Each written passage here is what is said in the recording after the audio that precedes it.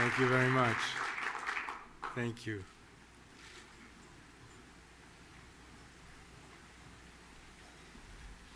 President Jane Wales, thank you for those very generous comments.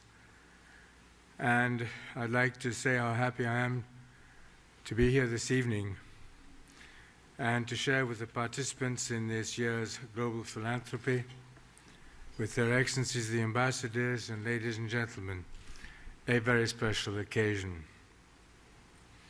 It really is a special pleasure for me to be with you tonight, for I look upon you as particularly serious and informed partners in the work of global understanding and international development. As you may know, I recently marked my 50th anniversary in my role as Imam of the Shia Imami Ismaili Muslims. This responsibility connects me intimately with the traditions of the Islamic faith and cultures, even while my education and a host of personal and professional associations have acquainted me with the non-Islamic West. The relationship of these two worlds is a subject of considerable importance for me, a relationship which some define, regrettably, as an inevitable clash of civilizations.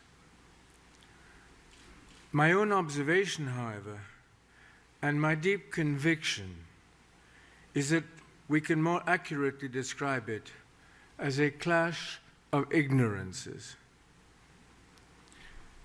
It is not my purpose tonight to detail the misunderstandings which have plagued this relationship. Let me only submit that educational systems on both sides have failed mightily in this regard, and so have some religious institutions.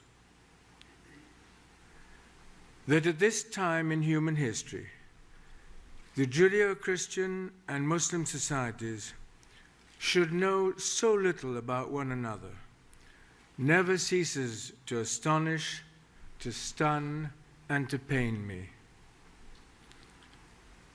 As a Muslim leader speaking in Washington this evening, it seems appropriate that I cite the words of President Obama in his recent speech in Ankara. As he put it, pledging a broader engagement with the Muslim world. We will listen carefully. We will bridge misunderstandings, and we will seek common ground. I know that the vast majority of the Islamic world shares these objectives. Among the areas where we can find common ground is our mutual effort to address the problem of persistent global poverty, especially the endemic poverty of the developing world. Surely this is an area where we can listen and learn and grow together, establishing ever stronger bonds of understanding. One of the great principles of Islam, in all its interpretations, is the elimination of poverty in society and philanthropy's centrality in this duty. When I succeeded my grandfather as Aga Khan in 1957, I was a student at Harvard, but speaking mostly French.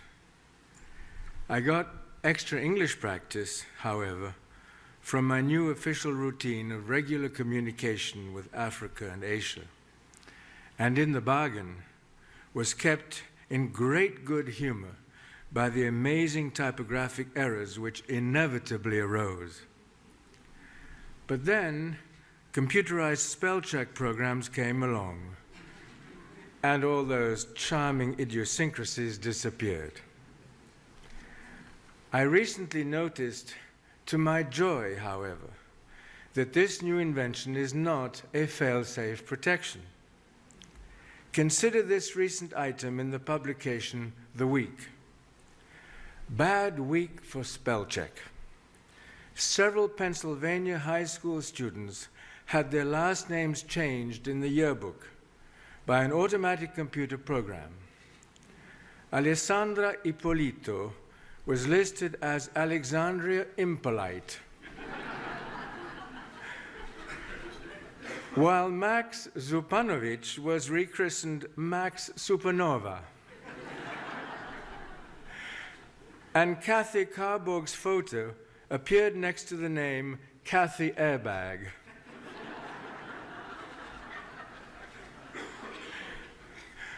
After reading this, I decided that maybe I should act prudently and spell check my own name. And I found that while there was no Aga Khan, there was an Aga Cooker.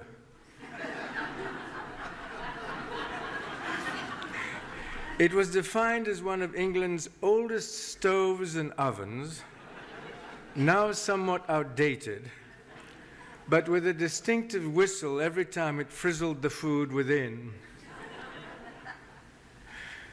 But returning to a more serious topic, let me submit this evening a few of my own reflections on the developing world that I know, a central focus of my interests over 50 years. For in coming to understand the life of widely dispersed Ismaili communities across the globe, I've also become immersed in their host societies. The essential goal of global development has been to create and sustain effective nation states, coherent societies that are well governed, economically self-sustaining, equitable in treating their peoples, peaceful amongst themselves, and sensitive to their impact on planetary sustainability. This is a complex objective, a moving target, and a humbling challenge. Sadly, the response in the places I know best has often been one step forward and two steps back. Today, some 40% of UN member nations are categorized as failed democracies, unable to meet popular aspirations for a better quality of life. The recent global economic crisis, along with the world food crisis, has sharply accentuated these problems. But why have our efforts to change that picture over 5 decades not borne greater fruit? Measured against history, where have things gone wrong? Given the progress we have made in so many fields, why have we been so relatively ineffective in sharing that progress more equitably and in making it more permanent? My response centers on one principal observation. I believe the industrialized world has often expected developing societies to behave as if they were similar to the established nation states of the West, forgetting the centuries and the processes which molded Western democracies. Forgotten one thing is the fact that economic development in Western nations was accompanied by a massive urbanization. Yet today, in the countries of Asia and Africa where we work, over 70% of the population is rural. If you compare the two situations, they are 1.5 to 2.5 centuries apart. Similarly, the profound diversity of these impoverished societies, infinitely greater than that among nascent European nation states, is too often unrecognized or underestimated or misunderstood. Ethnic, religious, social, regional, economic, linguistic, and political diversities are like a kaleidoscope that history shakes every day. One symptom of this problem has been the high failure rate of constitutional structures in many developing countries, often because minority groups, who often make up the bulk of the population, fear that they will be marginalized by any centralized authority.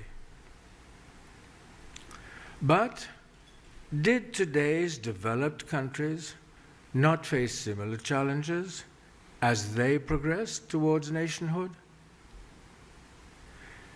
If there is an historic misperception here, it has had several consequences for development activities. The first concerns what I would call the dominant player fallacy, a tendency to place too much reliance in national governments and other institutions which may have relatively superficial connections to life at the grassroots level. Urban-based outsiders often look at these situations from the perspective of the city center, looking out to a distant countryside, searching for quick and convenient levers of influence. Those who look from the bottom up, however, see a much, much more complex picture. The lines of force in these rural societies are profoundly centrifugal, reflecting a highly fragmented array of influences. But was this not also true during the building of Western nation-states? Age-old systems of religious, tribal, or inherited family authority still have enormous influence in these societies. Local identities, which often cross the artificial frontiers of the colonial past, are more powerful than outsiders may assume. These values and traditions must be understood, embraced, and related to modern life so that development can build on them. We have found that these age-old forces are among the best levers we have for improving the quality of life of rural peoples, even in cross-frontier situations. Nation building may require centralized authority, but if that authority is not trusted by rural communities, then instability is inevitable. The building of successful nation-states in many of the countries in which I work will depend, as it did in the West, on providing significantly greater access for rural populations who are generally in the majority. If these reflections are well-founded, then what is urgently needed is a massive, creative, new development effort towards rural populations. Informed strategic thinking at the national level must be matched by a profound engagement at the local level. Global philanthropy, public-private partnerships, and the best of human knowledge must be harnessed. As the World Bank recognized in its recent poverty study, local concerns must be targeted, providing roads and markets, sharpening the capacities of village governments, working to smooth social inequalities, and improving access to health and education services. The very definition of poverty is the absence of such quality of life indicators in civil society among rural populations. It is in this